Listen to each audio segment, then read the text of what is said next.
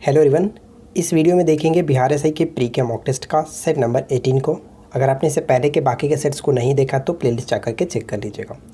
तो आपको पता है कि ये सेट आपको रोज़ाना 8:30 बजे मिलती है, जिसमें 50 MCQ देखते हैं। और बता दूँ, इसका PDF आपको टेलीग्राम ग्रुप पर प्रोवाइड करा दिया जाता है, तो आप वहाँ से भी टेस्ट लगा सकते हैं। तो चलिए शुरू करते हैं और देखते हैं कि 50 क्वेश्चन में से आप कितना स्कोर कर पाते हैं। वीडियो को शुरू करने से पहले बात कर लेते हैं कि कल का होमवर्क आपका क्या रहने वाला है। तो केमिस्ट्री में आपको पढ़ना है धातुएं, जो कि लुसेंट सब्जेक्टिव पेज नंबर 226 में देखने को मिलेगा। रिविजन्स के तौर पर बायोलॉजी का एक टॉपिक दे रहा हूँ, वनस्पति विज्ञान। काफ़ी अच्छे तरीके से इसको पढ़ लेंगे। और टॉपिक वाइज में दो छोटा सा टॉपिक दे रहा हूँ, WTO और IMF। इससे जुड़ी जो भी एग्जाम्स में पॉइंट्स पूछे जाते हैं उनको अच्छे से बारीकी से आप पढ़ लीजिएगा। और करंट अफेयर्स की बात करें तो इसमें नवंबर 2020 का रिवीजन एक बार कर लेंगे। और मैं आपको बता दूं कि आज ही मैंने फरवरी 2021 का मोस्ट इंपॉर्टेंट MCQ 100+ क्वेश्चन दिया था। अगर आपने उसको भी नहीं देखा तो उस वीडियो को जाकर के देख लीजिए, और इसका PDF आपको टेलीग्राम ग्रुप पर प्रोवाइड करा दिया गया, तो आप जाकर वहां से डाउनलोड भी कर सकते हैं। तो चलिए अब आज के इस वीडियो को शुरू करते हैं। फर्स्ट क्वेश्चन कह रहा है कि भारत और भूटान के बीच की जो सीमा होती है वो कितने भारतीय राज्यों से सटती है। तो भारत और भूटान के बीच जो है वो 4 राज्यों की सीमा साझा होती है। और उनको हम कैसे याद रखते हैं, साब इस तरह से याद रखिएगा, ठीक है। साब यानी हम कह सकते हैं सिक्किम, असम, अरुणाचल प्रदेश और कह सकते हैं बंगाल। तो इन 4 राज्यों के नामों को आपको याद रखना है। तो सही आंसर होगा ऑप्शन ए। क्लियर। चलिए नेक्स्ट क्वेश्चन कह रहा है कि कर्नादा बांध जो है वो किस नदी पर स्थित है। कर्नादा बांध किस नदी पर स्थित है।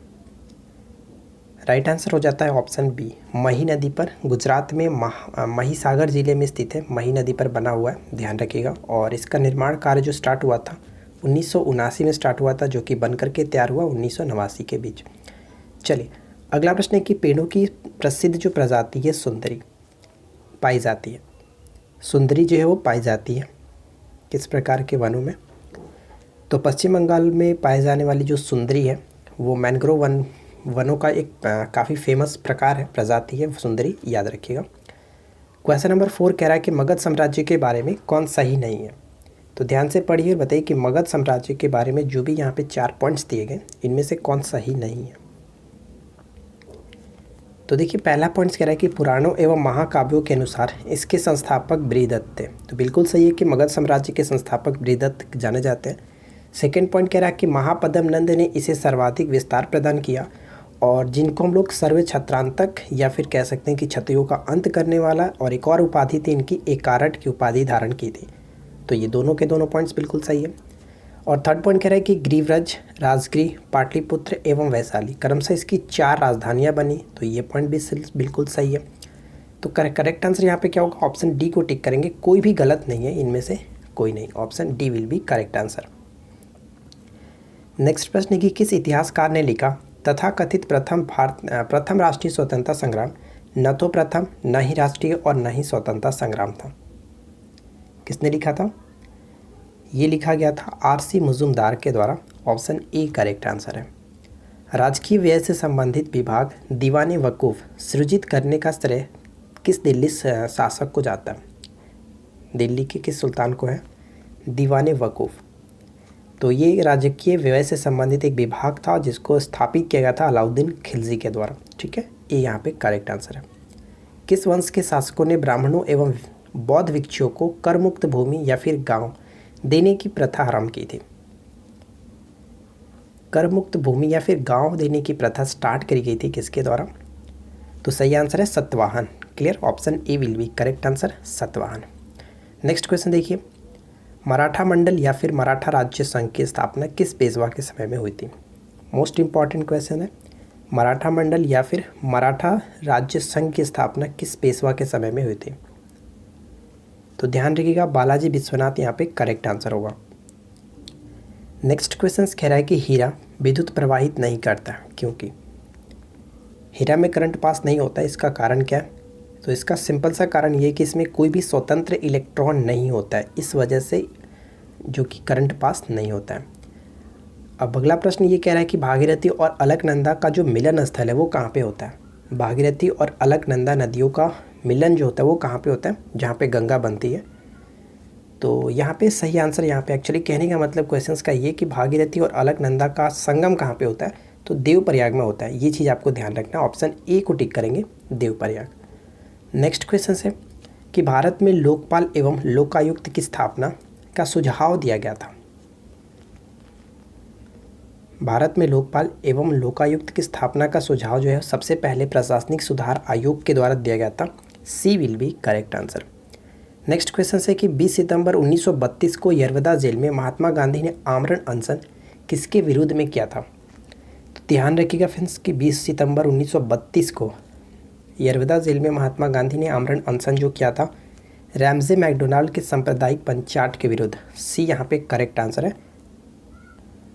नेक्स्ट प्रश्न बनता है कि निम्नलिखित में से कौन से ग्रहों के चारों ओर घूमने वाला कोई उपग्रह नहीं है, या फिर हम कह सकते हैं कि कोई भी उनका चंद्रमा नहीं है, सैटेलाइट नहीं है। तो हमारे सौरमंडल में टोटल 8 ग्रह हैं और इन 8 ग्रहों में 2 ऐसे उपग्रह हैं जो कह सकते हैं बुध और शुक्र। इनका कोई भी अपना उपग्रह नहीं है। ऑप्शन हम बी को टिक कर सकते हैं। नेक्स्ट प्रश्न है कि शुक्र ग्रह के संबंध में निम्न कथनों पर विचार करें। शुक्र ग्रह के संबंध में 3 पॉइंट्स दिए गए, तीनों को पढ़िए और बताइए कि कौन सा कथन सही है। तो पहला पॉइंट कह रहा है कि पृथ्वी की बहन शुक्र ग्रह सूर्य से दूसरा ग्रह। बिल्कुल सही है कि सूर्य के बाद जो आता है, सूर्य के सबसे नज़दीक का ग्रह बुध है और उसके बाद शुक्र ग्रह ही आता है। और सौरमंडल का छठा सबसे बड़ा ग्रह है, ये भी बिल्कुल सही है। और ये आकार में करीब करीब पृथ्वी जितना बड़ा है, तो ये बिल्कुल सही है। तीनों के तीनों पॉइंट्स यहाँ पे सही होने की वजह से ऑप्शन हम डी को टिक करेंगे। 1 2 3 तीनों सही है। अगला प्रश्न है कि इक्विनॉक्स का तात्पर्य क्या होता है। इक्विनॉक्स, तो ध्यान दीजिएगा, इक्विनॉक्स का तात्पर्य हम कह सकते हैं जब दिन और रात की अवधि बिल्कुल समान होती है। दिन और रात समान अवधि के होते हैं, तो ये ध्यान रखेंगे। करेक्ट आंसर होगा ऑप्शन ए। ठीक है। और प्रत्येक वर्ष 2 बार इक्विनॉक्स की स्थिति होती है, 21 मार्च 23 सितंबर को।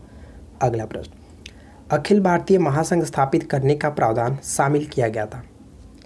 अखिल भारतीय महासंघ स्थापित करने का जो प्रावधान है वो शामिल किया गया था भारत सरकार अधिनियम 1935 में। ए विल बी करेक्ट आंसर।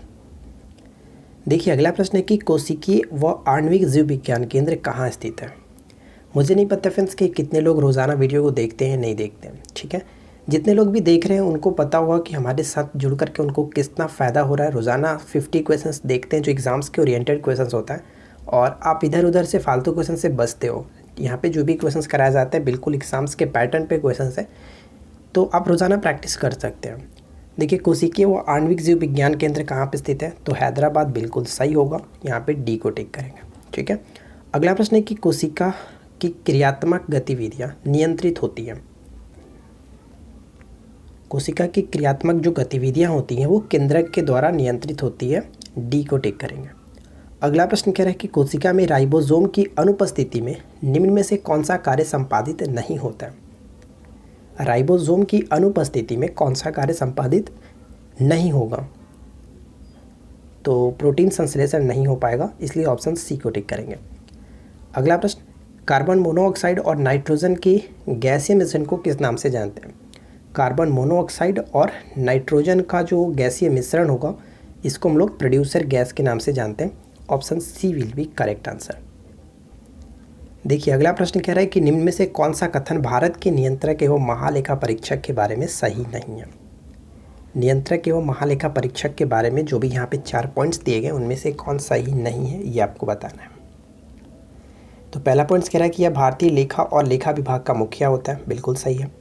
इसका नियंत्रण केवल केंद्र सरकार के स्तर पर होता है, ये पॉइंट गलत है। तो ध्यान दीजिएगा कि नियंत्रक एवं महालेखा परीक्षक केंद्र के साथ साथ राज्यों के स्तर पर भी कार्य करता है, नियंत्रण होता है। तो यहाँ पे ये पॉइंट गलत हो जाता है, इसलिए ऑप्शन हम बी को टिक करेंगे। थर्ड पॉइंट में कोई दिक्कत नहीं है, सार्वजनिक फंड का संरक्षक होता है, ये पॉइंट्स इंपॉर्टेंट है, याद रखिएगा। और भारत के नियंत्रक एवं महालेखा परीक्षक को संक्षेप में महालेखा परीक्षक कहा जाता है, तो ये भी सही है। तो कुल मिलाकर ऑप्शन बी बिल्कुल सही हो जाता है। अगला प्रश्न देखिए, निम्नलिखित में से कौन भारत में नाटक की सबसे प्रसिद्ध और प्राचीन पुस्तक है। जो नाट्य शास्त्र है वो सबसे प्राचीन माना जाता है। और ध्यान दीजिएगा नाट्य शास्त्र के रचयिता कौन है, भरत मुनि। ये क्वेश्चन अक्सर पूछा जाता है। चलिए नेक्स्ट क्वेश्चन, तराइन का तृतीय युद्ध कब हुआ था। तराइन का तृतीय युद्ध कब हुआ था। तराइन का प्रथम युद्ध 1191, दूसरा युद्ध 1192 और तीसरा जो युद्ध हुआ था 1215 से 1216 में इसी के बीच हुआ था, ठीक है। और अगर हम बात करें कि इसमें किन के बीच हुआ था, तो ये ध्यान रखिएगा, इल्तुतमिश ने यल्दौज कुबाचा जो नाम के व्यक्ति थे उनको हराया था। और साथ ही साथ इसी में ऐसा माना जाता है कि इन्होंने यानी इल्तुतमिश ने कुबाचा को सिंधु नदी में डुबो करके मार डाला था। चलिए आगे बढ़ते हैं। अगला प्रश्न क्या कह रहा है कि धातुएं विद्युत का वाहन क्यों करती हैं, यानी धातुएं जो होती हैं विद्युत का चालन क्यों होती करती हैं। तो इसका कारण होता है कि मुक्त इलेक्ट्रॉन के कारण, उनमें उपस्थित मुक्त इलेक्ट्रॉनों की वजह से होता है, इसलिए सी करेक्ट आंसर है। नेक्स्ट क्वेश्चन की फूट डालो और राज करो की नीति अपनाई गई थी। फूट डालो और राज करो की नीति जो है अपनाई गई थी, सही आंसर हो जाता है ऑप्शन सी, लॉर्ड कर्जन के द्वारा, ठीक है। लॉर्ड कर्जन जो कि 1899 से 1905 तक ये भारत के गवर्नर जनरल थे। उपभोक्ता आंदोलन के प्रवर्तक किसको माना जाता है। उपभोक्ता आंदोलन के प्रवर्तक किसको माना जाता है। सी बिल्कुल सही आंसर है, Ralph Nader, C will be correct answer. Next question की सहकारी नियोजन समिति का गठन किसके नेतृत्व में किया गया था। सहकारी नियोजन समिति का गठन किसके नेतृत्व में किया गया था। राइट आंसर हो जाएगा option A, RC. Saraiya, RC. Saraiya option A correct answer है। नेक्स्ट वन, वह अंतर्राष्ट्रीय संगठन जिसके द्वारा स्टैच्यू ऑफ यूनिटी को 8वां आश्चर्य के रूप में मान्यता दी गई है। स्टैच्यू ऑफ यूनिटी को 8वें आश्चर्य के रूप में मान्यता दी गई है, ऑप्शन ए करेक्ट आंसर है, संघाई सहयोग संगठन। नेक्स्ट क्वेश्चन, निम्नलिखित में से वह कौन सा विचार है नई प्रजातियों का विकास को परिभाषित लक्षणों में अचानक एवं अप्रत्याशित परिवर्तन के कारण हुआ है। तो इस प्रश्न का सही आंसर हो जाता है ऑप्शन बी, उत्परिवर्तन। और आपको पता है कि उत्परिवर्तन का सिद्धांत किसने दिया था, एच.डी. व्रिज, ठीक है, एच.डी. व्रिज, ये ध्यान रखिएगा। शरीर में लगी चोट की मरम्मत के लिए किस प्रकार के सेल विभाजक का प्रयोग किया जाता है। तो हम लोग केवल समसूत्रण विभाजन का प्रयोग करते हैं, A will be correct answer. Next प्रश्न की निम्नलिखित में से कौन सा कोशिका अंग पादप कोशिका में पाया जाता है किंतु पशु कोशिका में नहीं पाया जाता है। तो पादप कोशिका में तो पाया जाता है लेकिन पशु कोशिका में नहीं पाया जाता, और वो कौन सा है, तो कह सकते हैं chloroplast, option A will be correct answer. Next question है कि ऑक्सीकरण प्रतिक्रिया में निम्नलिखित में से क्या होता है। ऑक्सीकरण प्रतिक्रिया में निम्नलिखित में से क्या होता है। तो इसमें क्या होता है, ऑक्सीकरण की प्रक्रिया हम तब कहते हैं जिसमें इलेक्ट्रॉन की कमी होती है, यानी ऑप्शन बी यहाँ पे बिल्कुल सही आंसर होगा। नेक्स्ट प्रश्न बनता है कि एक ऑक्सीजन परमाणु में कितने संयोजी इलेक्ट्रॉन होते हैं। संयोजी इलेक्ट्रॉन किसे कहते हैं, आपको पता होगा कि बातम कक्ष में जो भी इलेक्ट्रॉन मौजूद होते हैं उन्हीं को कहा जाता है संयोजी इलेक्ट्रॉन। और अगर हम बात करें ऑक्सीजन परमाणु में, तो ऑक्सीजन का एटॉमिक नंबर कितना होता है, 8। और अगर हम इसका इलेक्ट्रॉनिक विन्यास देखें तो 2, 6, यानी कि बातम कक्ष में कितने इलेक्ट्रॉन मौजूद है, 6। तो करेक्ट आंसर क्या होगा, ऑप्शन सी को टिक करेंगे, ठीक है, 6। अगर पूछ लेता कि कोर इलेक्ट्रॉन की संख्या कितनी होती है, तो अंदर में जितने भी इलेक्ट्रॉन होते हैं उनको कोर इलेक्ट्रॉन कहा जाता है, तो कोर इलेक्ट्रॉनों की संख्या 2 हो जाता। चलिए अगला प्रश्न, न्यूक्लियस में डैश परमाणु क्रमांक को दर्शाता है। न्यूक्लियस में जो प्रोटॉन होता है ये क्या करते हैं, परमाणु क्रमांक को दर्शाता है, यानी प्रोटॉनों की संख्या जो होती है वो परमाणु क्रमांक के बराबर होगा, ऑप्शन ए को टिक करेंगे। अगला प्रश्न कह रहा है कि Indira Gandhi centre for atomic research कहाँ स्थित है। Indira Gandhi centre for atomic research कहाँ स्थित है, तमिलनाडु, बिल्कुल करेक्ट आंसर होगा, सी को टिक करेंगे। देखिए नेक्स्ट क्वेश्चन से कि किसने ब्रिटिश आर्थिक नीति को औपनिवेशिक अर्थव्यवस्था कहा था। किसने ब्रिटिश आर्थिक नीति को औपनिवेशिक अर्थव्यवस्था कहा था, मदन मोहन मालवीय जी। नेक्स्ट पॉइंट बनता है कि 103वां संवैधानिक संशोधन किससे संबंधित है। 103वां संवैधानिक संशोधन किससे संबंधित है, तो राइट आंसर यहाँ पे होगा आर्थिक आरक्षण से, ऑप्शन बी को टिक करेंगे। कुछ पॉइंट्स इससे जुड़ी मैंने यहाँ पे नोट डाउन किया, चाहो तो आप पढ़ सकते हैं कि 103वें संविधान संशोधन ने आर्थिक स्थिति के आधार पर आरक्षण की शुरुआत की। इसने संविधान में एक अनुच्छेद 15 के 6 और 16 के 6 को जोड़ा, जो कि अनारक्षित श्रेणी में आर्थिक रूप से पिछड़े वर्ग के लिए या फिर पिछड़ों के लिए आरक्षण की अनुमति देता है, ठीक है। तो ये पॉइंट्स आपको याद रखना है। चलिए अगला पॉइंट देखते हैं। नेक्स्ट क्वेश्चन क्या कह रहा है, भारत में पंचायती राज्य के जनक के रूप में किसे जाना जाता है? पंचायती राज्य के जनक के रूप में किसे जाना जाता है? बलवंत राय मेहता, जिन्होंने त्रिस्तरीय पंचायती के बारे में बताया था। वायु प्रदूषण नियंत्रण अधिनियम कब लागू किया गया? वायु प्रदूषण नियंत्रण अधिनियम कब लागू किया गया था? तो ये अधिनियम लागू हुआ था 1981 में। ऑप्शन डी को टिक करेंगे। देखिए नेक्स्ट प्रश्न कह रहा है कि निम्नलिखित में से कौन सा एक मौलिक कर्तव्य नहीं है? निम्नलिखित में से कौन सा एक मौलिक कर्तव्य नहीं है? तो यहाँ पे पढ़ सकते हैं ऑप्शन डी क्या कह रहा है कि सैन्य और शिक्षा के अतिरिक्त सभी उपाधियों का उन्मूलन। और आपको पता है कि उपाधियों के उन्मूलन से संबंधित जो अनुच्छेद है वो 18 में बात की गई है, आर्टिकल 18 के संबंध में। और मौलिक कर्तव्य का संबंध 51 के क के अंतर्गत आता है। तो यहाँ पे हम कह सकते हैं ऑप्शन डी जो होगा बिल्कुल गलत होगा, यहाँ पे मौलिक कर्तव्य के अंतर्गत नहीं आता है। नेक्स्ट प्रश्न है कि भारत के संविधान के किस अनुच्छेद के अंतर्गत सशस्त्र बलों के सदस्यों के मौलिक अधिकारों को विशेष रूप से प्रतिबंधित किया जा सकता है?